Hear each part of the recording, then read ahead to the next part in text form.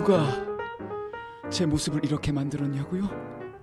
그건 바로 여러분의 문화생활에 레드카펫을 깔아드리는 우리는 컬처 폼. 안녕하세요. 저는 뮤지컬 천재 황주근입니다. 안녕하세요. 19입니다. 안녕하세요. 27입니다. 네. 너무 느닷없었어요. 이거 혹시 이 대사 뭔지 아시나요? 몰라요.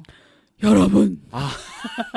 그건 그 명성황후님께서 그렇죠. 이거 아, 대왕국 그래요? 목소리인데 아, 대왕국 그래요? 조선의 목소리. 국모다라고 하실 조선의 국모다. 그거예요? 예예예라고. 아유. 바로 뮤지컬 웃는 남자의 아. 그 눈을 떠를 부르기 전에 그 주인공 구인 플랜이 상원 의원들한테 호소를 하는 대사입니다. 누가 제 꼴을 이렇게 만들었는지 아십니까? 바로 한 귀족의 짓이었습니다. 하지만 저를 걷어들이고 받아들여 준 것은 가난한 자였습니다. 이런 대사를 하면서 뚜뚜 노래를 시작하죠. 인터넷에서 그러니까 본 것 같아요. 본 것 같으시죠? 네, 그 대사를. 예. 그 박효신 배우님의 대사 톤이 굉장히 그죠 위에 저 밑바닥에서 그렇죠. 왔습니다 이렇게 하신단 말이에요. 근데 제가 박효신 배우님 걸 보셨어요? 제가 이번에? 드디어 네. 제가 이 수건을 어. 이뤄냈습니다. 어머나. 그 엄청난 피케팅을 뚫고 제가 드디어 대박이다. 뮤지컬 웃는 남자 세 번째 시즌에 박효신 구인 플랜을 영접을 하고 왔습니다. 그래서 오늘 그 소식을 전해드리기 위해서 너무 진짜. 기대돼요. 진짜 이게 티켓팅 과정부터 좀 굉장히 험난했던 게 인터파크랑 멜론 티켓 그리고 세종문화회관 홈페이지에서 오픈을 했었어요. 근데 제가 선택한 건 뭐였을까요? 인파. 인터파크에선 제가 단 한 번도 성공해 본 적이 없기 때문에 세종에서. 세종문화회관을 선택을 했습니다. 네, 아. 그때 제가 아이패드로 세종문화회관 홈페이지 들어가서 티켓팅을 도전을 했는데 2시가 2시였나 그랬을 거예요. 2시가 되자마자 딱 클릭을 했어. 근데 그 순간 아예 먹통이 돼버리는 거예요. 어머. 아이패드가. 어머머. 그래서 역시 이번에도 안 되는구나 라고 잠깐 기다렸는데 그 하얀색 화면에서 멈춰있던 화면이 갑자기 오픈 페이지로 딱 열리면서 어머머머머머. 들어갔어. 근데 그것도 한 번에 들어가지는 게 아니라 들어가서 그 좌석 페이지를 로딩을 하고 그리고 그 좌석을 클릭하는 데까지 한 5번을 반복했던 것 같아요. 그래서 그때 시간이 2시가 오픈이었으면 2시 한 15분? 막 이미 그냥 나갈 좌석 다 나갔겠다 라고 생각을 하고 그냥 체념을 한 상태에서 계속 새로 고침 누르면서 될 때까지 그냥 누르고 다음 페이지 결제 페이지 클릭 이렇게 해가지고 한 3-4번을 반복했는데 2층 좌석이 딱 선점이 되면서 다음 페이지로 넘어가는 거예요. 그러니까 나만 어려웠던 게 아니지. 나만 서버 다운이 된 게 아니고 저만 접속하기 어려웠던 게 아니라 모든 사람들이 그런 환경에 처해 있었고 저는 포기하지 않고 계속했던 그냥 체념한 상태에서 그래 나 안 되면 안 되는 거고 그래 30분까지는 해보자 라는 생각을 가지고 계속 새로 고침을 하면서 했더니 두둥 제가 그날 무려 2장을 잡았거든요. 와. 근데 어쨌든 내가 2번을 볼 수 없으니 티켓값이 할인도 아무것도 안 되고 그래가지고 이 중에 하나를 선택을 해야겠다라고 해서 그나마 나은 좌석 2층 그래도 센터 쪽에 좌석을 잡아가지고 얼마 전에 따끈따끈한 저번 주에 보고 왔어요. 제가 언제 보고 왔냐면 2022년 6월 14일 지난주 화요일이었죠. 그때가 아마 박효신 배우님의 2번째 공연이었을 거예요. 그래 첫 번째 공연에서 끝내고 크리에이티브 팀이랑 어몽현 대표님 와가지고 막 인사하고 그런 무대가 첫 번째 무대에 있었고 제가 바로 그 다음 2번째 무대를 또 보고 왔습니다. 아니 거기 제작자가 무대 인사도 해요? 원래 그 EMK의 관례상 첫 번째 배우들의 첫 번째 공연이나 오프닝 나잇에 끝나고 나서 나와서 이렇게 인사를 한다고 하더라고요. 유럽식이죠, 유럽식. 유럽식. 네. 그러니까 우리 합평회 하는 것처럼 음. 학교에서 학교 공연 끝내고 이런 부분을 준비하면서 막 중점을 뒀다. 이런 부분에 이번 시즌에 이런 게 바뀌었다. 이런 이야기를 할 수 있는 그런. 그럼 왜 첫 번째 보시고 그것도 좀 들으시지 왜 2번째 하셨어요? 첫 번째는 티켓팅이 너무 치열할 것 같은 거예요. 애초에 그 포기를 회차는 하셨구나. 노리지도 않았고 그래도 사람들이 좀 덜 갈 것 같은 회차에 좀 노리다 보니 그 화요일 날 저녁 공연을 보고 왔는데 저도 초연 때 웃는 남자 박효신 배우님 걸로 봤거든요. 진짜? 네네. 근데 오. 그때 정말 좀 놀라웠던 게 약간 콘서트 느낌인 거예요. 맞아. 박효신 배우님의 콘서트 느낌인 거예요. 그래서 박효신 배우님 노래 부를 때마다 맞아. 그때 함성도 가능했잖아. 네네네. 그러니까 이게 분위기 자체가 달랐던 게 그 무대 딱 시작하기 전에 안내 멘트를 하잖아요. 근데 그날은 구인 플랜이 안내 멘트를 하더라고요. 그러니까 박효신 배우님이 목소리가 딱 나오자마자 사람들이 이게 공기가 확 바뀌는 느낌이 들면서 맞아요. 그러니까 이 제 옆에 앉으신 분, 제 앞에 앉으신 그 음. 극장에 있는 모든 분들이 어떻게 보면 박효신 배우를 보기 위해서 왔다는 생각이 들 정도로 그래서 딱 이제 그렇게 안내 멘트가 끝나고 구인 플랜이 어린 구인 플랜에서 이후에 좀 성인 구인 플랜으로 나오기까지 시간이 좀 걸리거든요. 그래서 공연 1막 한 초중반 때쯤에 구인 플랜이 딱 등장을 하기 시작합니다. 그때도 굉장히 극적이야. 그 고계단에서 공연 서커스 공연을 할 때 이제 성인 구인 플랜이 등장을 하는데 그 무대 막을 샤라락 뚫고 그 성인 구인 플랜이 등장을 합니다. 딱 뒷모습을 딱 보여주는 채로. 근데 그때부터 이제 관객들은 난리가 나는 거죠. 완전 난리가 그런 난리가 없어. 진짜. 네. 근데 이번에 박효신 배우님이 좀 오랜만에 나오셨죠, 진짜. 거의 생각해보니까. 네 2018년도 이후에 웃는 남자 초연 이후에 4년 만에. 활동을 안 하고 계셨죠. 그쵸. 그래서 예전에 일이 뭐 좀 있어서. 팬텀도 하셨고 하긴 했는데 네. 그동안 또 이제 음악 활동도 조금 잠잠했잖아요. 네. 근데 그게 약간 정리가 되셨는지 네. 2022년도에 웃는 남자. 그러니까 내가 봤을 때 그 세종문화회관 대극장에 살 때부터 이 캐스팅이 진짜 좀 빵빵하겠구나라는 걸 예상을 하면서 예전부터 그 팬들 사이에서는 박효신 배우가 뮤지컬 웃는 남자를 컴백을 할 것이다 이런 카더라가 있었어요. 근데 그 카더라가 맞아 떨어지면서 쓰리 박이 컴백을 합니다. 바로 박효신, 박강현 박강현. 그리고 박은태. 예, 박강현 배우님 워낙 초연 때부터 맞아요. 계속해서 참여를 해오셨고 그리고 박은태 배우님이 그 어몽여 대표님이 말씀하시기로는 초연 때부터 계속 컨택을 하고 제의를 했대요. 근데 이번 3번째 시즌에서야 겨우 모시고 올 수 있게 되었다라는 말씀을 하시더라고요. 예. 저는 초연 때 박강현 배우님 저도 공연 봤어요. 제가 생각해 보니까 3시즌을 다 봤더라고요. 근데 음. 2시즌을 전부 다 박강현 배우님으로 봤었거든요. 그래서 이번엔 좀 다른 캐스트로 좀 보고 싶다. 박강현 배우님 워낙 이제 뭐 유년기 성장기 완전체를 겪어서 이제 궁극체로 아마 좀 돌아오셨을 거란 생각이 드는데 좀 이번에 다른 구인 플랜을 보고 싶다라고 해서 박효신 배우님 티켓팅을 했는데 다행히 또 성공을 해가지고 보고 왔습니다. 예예예. 근데 그 아까 티켓팅하는 그 과정이 굉장히 정말 리얼하고 디테일하네요. 진짜 전쟁터입니다. 전쟁터야 전쟁터. 피만 아니, 보이지 그 않을 우리 뿐. 저기 식구님도 그런 경험이 있으세요? 저는 제가 직접 하진 않았는데 음.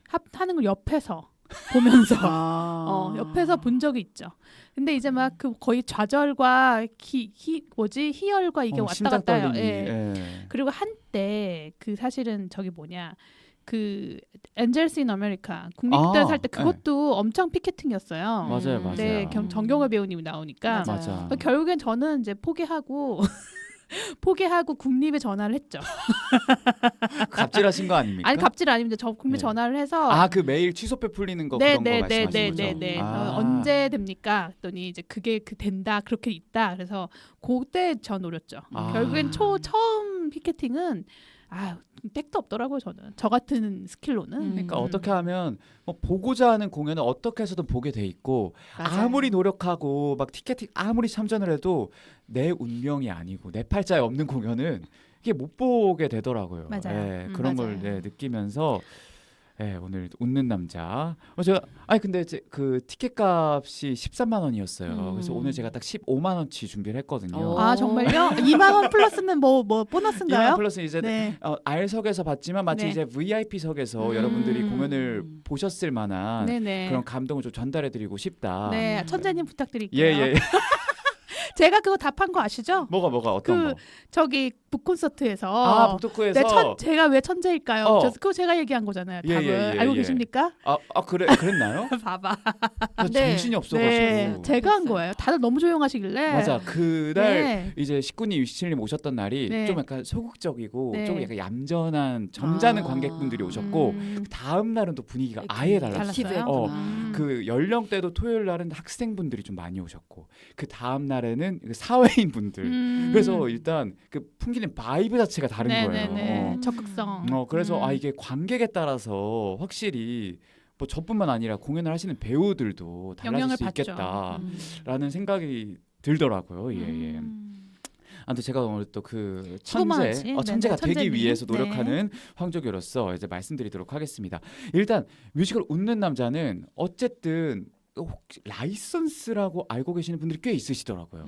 근데 아시다시피 EMK의 초대형 창작 뮤지컬 네. 무려 2018년 초연 때 몇 억의 제작비가 투입됐는지 아십니까? 100억.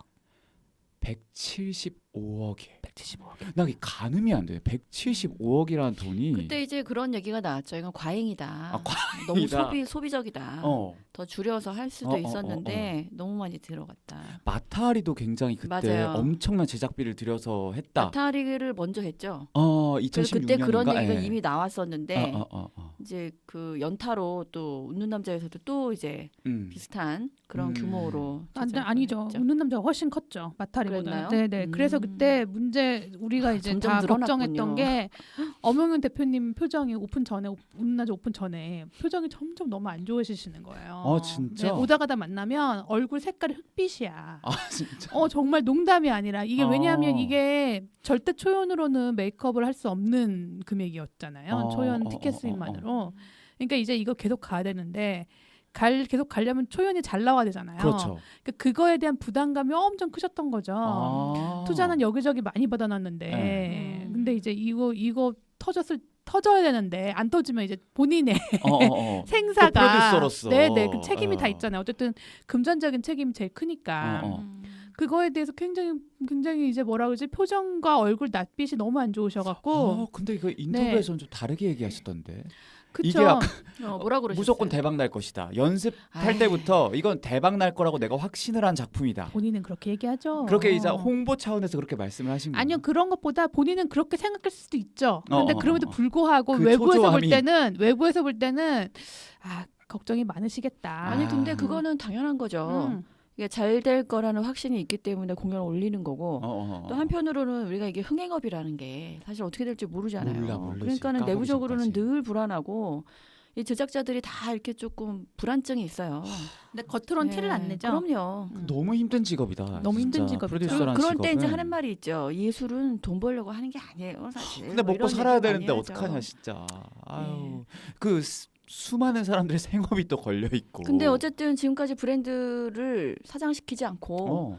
계속 물론 이제 그 기간에 비해서는 많이 올린 건 아니에요. 지금 너무 인터벌이 긴 편이에요. 물론 디벨롭을 위해서 그랬는지 모르겠지만 그래도 어쨌든 계속 뭘 하고 있으니까 그게 중요한 거죠. 그래서 어쨌든 이게 초연을 하고 나서 그 해에 올라갔던 뮤지컬 어워즈를 싹 다 좀 그랜드 슬램이라고 하죠. 맞아요. 뭐 예그린 어워즈에서 뮤지컬상 받고 나무주연상, 신인상, 연출상, 무대예술상, 남자 인기상, 여자 인기상 그냥 싹 다 휩쓸어 버려요. 그래 그 정도로 굉장히 그 해에 비춰지기에는 굉장히 흥행을 하고 이게 EMK의 대표적인 창작 뮤지컬로 자리매김 하고 있다라는 이미지를 심어주기에 충분했던 맞아요. 그런 배경이 있지 않았나라는 말씀을 드리면서 이게 또 만들어진 배경이 엄홍현 대표님이 먼저 제안을 했다기보다는 그 로버트 요한슨 연출이 그 레베카 공연을 보고 미쿡으로 떠나는 비행기 안에서 웃는 남자 영화 2012년 영화 버전을 봤대요. 근데 그거를 보면서 이건 무조건 된다라고 하고 바로 그 또 EMK 공무원 중에 한 분이시니까 프랭크 와일던 선생님께 또 전화를 해가지고 Hey 프랭크 이거 해가지고 무조건 노래를 만들어야 된다라고 했더니 프랭크 와일던이 또 오케이 하고 나서 그 웃는 남자 영화를 3번을 봤대요. 3번을 보고 그 자리에서 6곡을 차라라라라 작곡을 하게 됐대요. 그래서 그렇게 해서 EMK의 첫 번째가 아니지 두 번째인가 이게? 두 번째죠. 마타리 다음 이후에 네. 웃는 남자였죠. 그리고 엑스칼리버인가?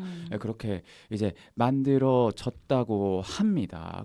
그래서 초연 캐스팅은 사실 대박이었어요. 박강현 배우라는 원래 중소극장에서 활동하는 배우를 이제 오디션에서 발탁을 하고 또 민경아 배우가 또 그때 또 캐스팅이 기억나요. 되면서 그때 저가 기억이 나는 게 나무 위의 천사라는 뮤직비디오가 있었어요. 초연 때 릴리즈됐던 웃는 남자의 메인 듀엣 넘버인데 왜냐면 그 둘은 이전의 이미지가 그 배우던 뮤지컬에서 아이비와 피터 역할을 맡아요. 그냥 금기된 사랑. 물론 피터는 제이슨과 사랑을 하고 그 아이비는 또 제이슨과 이제 삼각관계로 엮여져 있었지만 이 둘이 웃는 남자에서 너무 그 순수한 사랑의 노래를 하고 있는 거예요. 그 나무 위의 천사가 바로 너다.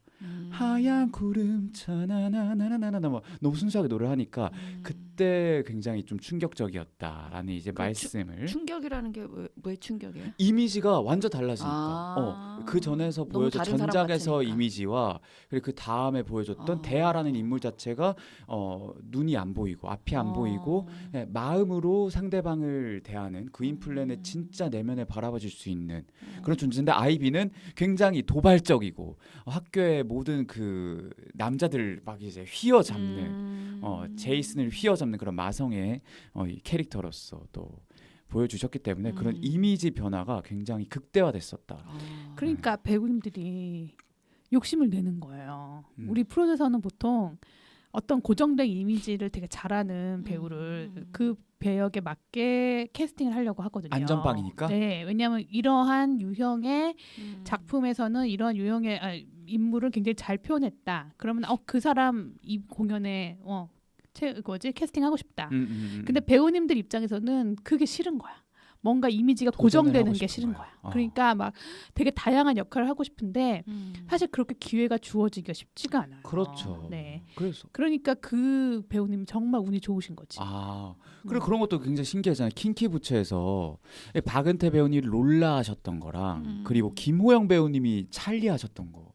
누가 봐도 김호영 배우님은 롤라를 할 거라고 생각을 했는데 그 예상을 뒤엎고 또 찰리에 캐스팅되고 뭔가 이게 배우로서 커리어에 대한 욕심이 생길 수밖에 없나 보다. 그러니까요. 그래서 아무튼 EMK는 이제 뭐 엑스칼리버, 프리다 그리고 이제 또 개막한 마탈이 웃는 남자. 뭐 베토벤도 한다 그러던데. 베토벤이 또 오디션이 또 이제 또 한창 진행되고 있는 걸로 알고 있는데 오디션이 굉장히 빡세다 그러더라고요. 친구들 막 보고 온 거 보니까 그만큼 또 절치부심해서 준비하고 있는 작품이라는 생각이 들고 또 한 가지 창작 뮤지컬 소식이 있더라고요. 한복을 입은 남자라는 혹시 소설 아십니까? 네네네 알아. 네덜란드 상인 말씀하시는 거죠? 그 루벤스의 그림 소묘에서 어떤 한복을 입은 동양인이 발견이 됐는데 사실 그건 뭐 중국 상인이다. 뭐 이런 말이 많더라고. 네. 근데 그거를 거기서 모티브를 얻어가지고 소설을 쓰셨는데 이게 어쩌면 그 당시 실종됐던 장영실이 아닐까?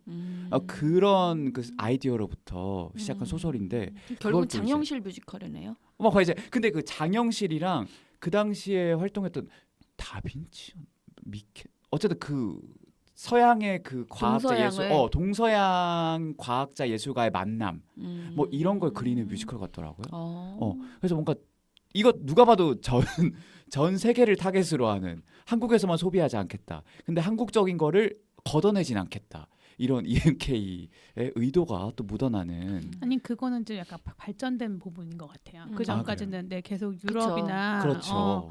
꼭 글로벌한 컨텐츠를 가지고 해야 된다고 생각했는데 어쨌든 거기에 플러스 알파 한국적인 소재를 좀 넣었다는 거는 EMK가 계속 진화하고 있는 작품 개발 프로세스인 것 같아요. 좋습니다. 그래서 아무튼 제가 보고 온 캐스트 이제 웃는 남자 얘기를 해야 되는데 또 이제 다른 얘기를 하다가 또 돌아왔습니다. 자, 구인 플랜은 당연히 박효신 배우님을 봤고 그래서 박효신 배우님을 정말 기대하고 많이 갔는데 오히려 다른 배우님들이 또 눈에 또 들어오더라고요. 이 캐스트를 말씀드리자면 우르수스 역의 양준모 배우님 그리고 조시아나 공장 역의 김소양 배우님 대하 역의 유소리 배우님 처음 들어보시죠? EMK 엔터에 이번에 새롭게 발탁된 신인 배우님이십니다. 그래서 프랑켄슈타인 앙상블을 하셨더라고요.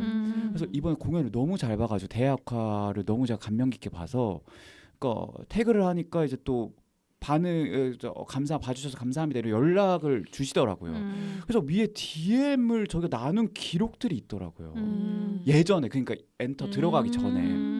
그래서 보니까 예전부터 그럼 배우로서 성장하고 싶은 거에 대한 열의가 굉장히 엄청나셨던 분이었다는 느껴지는 게 막 제가 그 당시에 어쨌든 사람들과의 네트워크를 중시하고 중시하고 배우 지망생 분들이나 어떤 예술가들의 커뮤니티를 만들고 싶어가지고 어떤 그런 뭐 50이라든지 줌 미팅 이런 걸로 이야기를 많이 했었어요.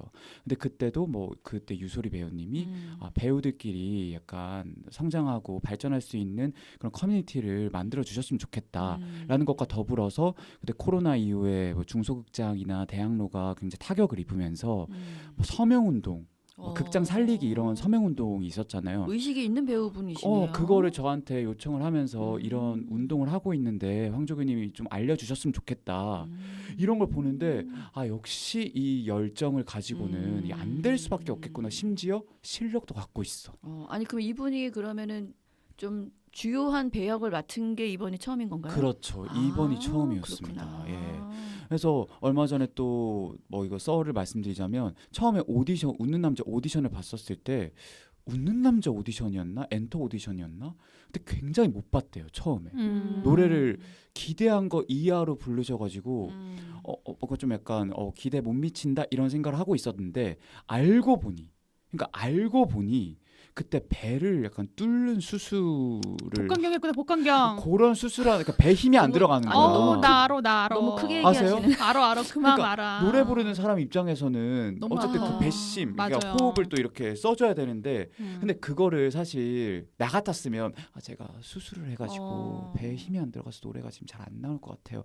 이런 걸 할 텐데 얘기를 못했구나. 얘기를 하지 않고 자존심이지. 그 다음번에 혹시나 해서 다시 불렀대요. 콜백을 해가지고 봤더니 그때는 완전 또 실력을 회복해가지고 본 실력을 보여주시면서 당당하게 대하로 캐스팅이 되고 엔터까지 들어가시게 이게 된. 두 번째 콜이 왔다는 게 중요한 거죠. 굉장히 만약에 그게 굉장히 안 왔으면 맞아. 그것도 사실 못하는 거죠. 그러니까 원래 잘하는 배우라는 이야기가 돌던 그 차에. 와중에 그런 콜백을 받을 수 있었던 것 같아요. 아무것도 없을 때 받진 않았겠죠. 그러니까 준비가 되어야 됩니다. 그러니까. 아니, 네. 그러니까 그날 제가 보기에는 제가 좀 몸이 안 좋아요 이런 말을 하지 않았더라도 노래를 하면서도 표정이 이미 전 수술했어요 이런 표정으로 제가 몸이 좋지 않아 이런 것들을 이미 노출하지 않았을까? 노출하지 않았을까? 이런 생각. 아니 이제 이 약간 텔레파시를 보는 거지. 그렇죠. 바디랭귀지나 어. 이런 것들로 제가 자, 지금 이렇게. 이게 최상의 컨디션이 노래를 아니다. 부를 때 이러면서. 배를 만지면서 아이 왜 또 그렇게 또 그렇게 또 아름다운 이야기를 또 그렇게 하시면 안 되죠. 아니 배를 만진다면 배에 힘을 주려고 만드는 거지. 그렇죠. 그러니까 노래를 어쩔 수 내가 없지. 아유 또 다시 하겠습니다 이렇게 되는 거죠. 신인 배우 아름다운 비상을 욕보이지 마시옵소서. 비상입니다. 그런 거 아닌데. 비상입니다. 진짜 비상입니다. 네, 우리 진짜. 비상입니다. 지금. 우리 또 우리 너무 비상입니다. 멀리 가고 있어. 네, 너무 멀리 네. 가고 있어. 아무튼 유소리 배우님의 대화 그리고 김승대 배우님이 또 오랜만에 데이빗경으로 참여를 하셨고 이상준 배우님 페드로 그리고 김영주 배우님이 엔여왕. 또 웃는 남자에서 특이한 건 이 엔여왕이 1인 2역을 맡습니다. 엔여왕 그 굉장히 최상류층 역할을 맡고 동시에 우르수스의 서커스단의 그 단원으로 단원. 나와가지고 굉장히 이중적인 그렇죠. 그 끝과 끝 극과 극을 달리는 연기 스펙트럼을 보여주시는 또 김영주 배우님께서 캐스팅 되셨고 일단 제 총평을 먼저 간단하게 드리자면 네네. 줄거리부터 안 해. 기다리고 있었어요. 나 기다리고 있었지. 너무 지금 기다리고 있었어요. 1편에는 내가 줄거리 봤을 때 되지 않아? 내가 봤을 때 네. 이 총평까지 하고 네, 2편 그러니까 넘어가나요? 끊으면 그래요? 끊고 그리고 2부 때 줄거리 하고 본격적인 그래요? 이야기를 좀 하면 될 것 그래요? 같아요. 벌써 우리 일부가 지나갔어요. 이미 지금 지나가서 우리 30분 다 돼가. 어머, 그래요? 정말요? 그러면 알았어요. 오케이. 오케이. 네, 총평. 자, 총평. 총평. 우선 첫 번째. 음. 저는 새 시즌을 다 봤다 말씀드렸잖아요. 근데 사실 뭐 EMK의 뮤지컬 특성상 좋은 넘버들에 비해서 어떻게 보면 드라마적인 부분이 조금 좀 빈약해서 좀 그 기대치에 못 미치는 그럴 때가 많았단 말이죠. 근데 저는 개인적으로 새 시즌 중에서 이번 시즌을 굉장히 재미있게 봤다. 완성도가 제일 높았다. 완성도 물론 제가 작품을 바라보는 시선이 바뀌었을 수도 있고 그리고 사실 뭐 박효신 배우님에 대한 기대치도 있었을 거고 그에 비해서 또 다른 배우님들이 또 어떤 역량을 너무 많이 펼쳐 보이셔가지고 그런 시너지들이 정말 불꽃 튀게 일어나는 공연이었던 것 같다. 그럼 어떻게 바뀌었는지도 얘기해 주세요. 2부에서. 바뀌었는지 제가 공연을 보고 나서 이게 기억이 잘 안 나가지고 그럴 수 있어요. 기억이 잘 안 나가지고 근데 그러면은 거의 안 바뀌었어 내가 봤을 때. 그러면 느낌으로 있잖아. 느낌으로. 느낌적인 느낌? 느낌적인 느낌. 느낌적인 느낌도 모르겠다. 근데 왜 제가 재밌다 바뀌겠다라는 생각을 했다는 거는 뭐가 바뀌었기 때문에 그렇지 않을까? 그러니까 뭔가 그게 흐름이 자연스러웠다거나 아니면 한 번, 두 번 봤기 때문에 그 노래를 거의 다 익히고 있어서 이제 더 자연스럽게 더 재밌게 즐길 수 있었다던가. 음악은 워낙 이제 익히 네, 들었기 때문에 네. 이제 가사를 들으면 또 들리는 게 또 다르잖아요. 그렇죠. 네. 그런 게 있어서 제가 또 다르게 느꼈나 봐요. 제가 봤을 때 전체적인 연출이나 이런 것들은 조금 뭐 달라진 게 거의 없는 것 같고 아직까지 여전히 길고 중간중간에 그 방대한 빅토르 이글 소설을 압축해서 담아냈기 때문에 뛰어넘는 그 점핑하는 서사가 많을 수밖에 없어요. 여러분 예. 댓글로 뭐가 달라졌는지 알려주세요. 그러니까 이런 건 잘 몰라요. 제가 공연 보고 황정연님. 확확 까먹는 스타일이기 때문에. 황정연님이 기억하지 못하는 부분까지 해주시면 아주 감사하겠습니다. 네, 좋습니다. 그리고 두 번째 박효신 배우. 그 박효신 배우가 이번에 캐스팅되면서 한 가지 특이했던 게 세종문화회관은 MD 부스가 보통은 이제 한 군데에서만 판매를 하잖아요. 근데 층별로 MD 부스가 따로 나눠져 있었고 심지어 이번에 박효신 배우님 특별 제작 MD 굿즈가 판매가 따로 되고 있었어요. 와. 근데 진짜 그날 느꼈던 게 뭐냐면 박효신이라는 이 사람은 그냥 하나의 걸어다니는 기업이자 그냥 너무 완고한 브랜드다라는 생각이 들었던 게 그 MD 부스에서 일하는 제 친한 동생이 있어요. 이번에 또 단기로 이제 일을 하면서 박효신 배우님 MD 부스에서 일을 하게 됐는데 첫날에 MD 종류가 굉장히 많았거든요. 박효신 배우님 굿즈로 나온 MD가 그래서 1인 3개까지 제한이 됐었대요. 근데 이제 팬분들이 와가지고 하시는 말씀이 여기서부터 저기까지 3개씩 다 주세요. 이렇게 해버린 거야. 그래서 난리가 나버린 거지. 그래서 그날 MD 매출로만 억대가 나. MD로만 하루에. 최고다. 그럼 말이 안 되는 거잖아요. 일단 그 박효신이라는 그 브랜드도 엄청나지만 그 브랜드를 소비해주는 그 팬분들이 정말 대단하다. 우리는 매출 1억만 넘어도 되게 좋다고 그러는데 회사 그러니까요. 일본 기업들이. 그래서 난리가 나는 거야. 그래서 그런 생각이 들었고 그래서 그 다음 날부터는 3개씩은 안 되겠다. 그래서 1인 그 최대 그러니까 여러 개를 구매를 할 수 있는데 최대 1개. 그래서 여기서부터 여기까지 하나만 주세요. 그러니까 한 종목당 한 개씩. 그러니까 MD도 너무 사람들이 줄을 많이 서니까 키오스크로 해가지고 미리 거기서 주문을 해가지고 줄을 서서 수령을 하는 방식이더라고요. 그런 게 진짜 진짜 이 사람은 그 오랫동안 자기가 쌓은 커리어 그리고 재능 그리고 음악적인 역량들이 한데 모여서 이런 시너지를 내는구나라는 생각이 들었고 또 한 가지 또 MD랑 더불어서 좀 특이했던 거는 티켓 부스가 따로 없었어요. 티켓도 QR 코드를 딱 대면 키오스크로 따다다닥 인쇄가 돼서 바로 그냥 들어갈 수 있는. 오히려 저는 그게 좋더라고요. QR로 그냥 딱 되니까 딱 나와.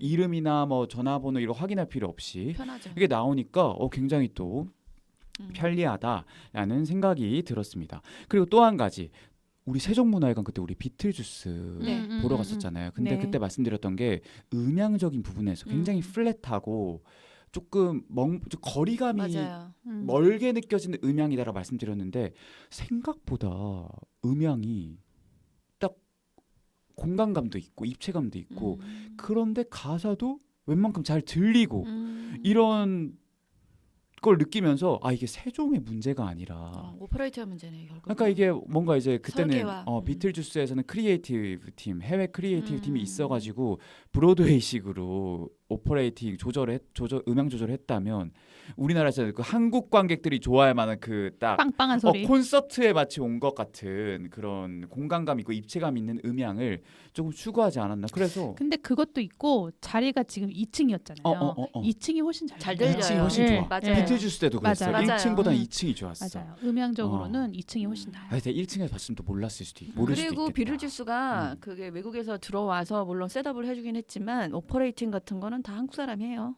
같이 그래요? 예, 그럼요. 근데 음향 그것 때문에 달라지진 않았을 것 같고 말씀하신 대로 위치의 영향이나 조금 더 좀 엔지니어가 달라서 그러지 않았어요. 디자이너의 어떤 디자이너가. 추구하는 왜냐하면 이제 비틀주스는 음악이 물론 좋지만 음악보다는 이제 그 보여지는 보여지는 이미지가. 이미지나 스펙타클이 훨씬 중요한 부분이어서 그거가 좀 다르지 않았을까? 근데 제 취향은 어쨌든 웃는 남자. 웃는 역시 남자의 콘서트 그런- 스타일이다. 콘서트 스타일. 우리 귀에 좀 뭐가 좀 팍팍 꽂혀야 된다. 네네. 본맛이 맞아요. 난다. 콘서트. 콘서트 느낌으로 이제 들을 수 있었다는 점 말씀드립니다. 그리고 확실히 넘버는 너무 좋다. 넘버들은 너무 좋고 특히 웃는 남자에서 그인 플랜이라는 인물의 심정을 대변하는 게 또 바이올린 연주자가 또 나와 있잖아요.